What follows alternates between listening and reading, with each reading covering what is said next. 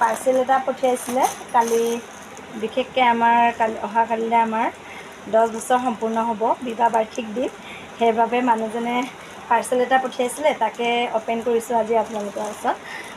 কিনো পঠিয়াইছিলে ফটোটো দেখাইছিলে বাৰু কেনেকুৱা লাগিছে বুলি। তাৰপিছত বেছি দামৰ নহয় বাৰু, তথাপিও মৰমত যিকোনো বস্তু দিয়াই বহুত মূল্য থাকে। যেনেকৈ সৰু কাণফুলি এযোৰ দিলেও আমাৰ কাৰণে বহুত মাইকী মূল্য। এইখিনি সৰু সৰু সুখবিলাক থাকিব লাগে।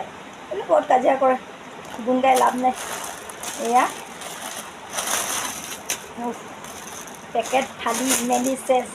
এইটো পেকেটত ভিডিঅ' বনাই থাকোঁতে ছোৱালীজনীয়ে একদম উৎপাত কৰিছে, দিলোঁ এইটোৱে মাৰ মাৰি পেকেট ফাটি থাকিলে।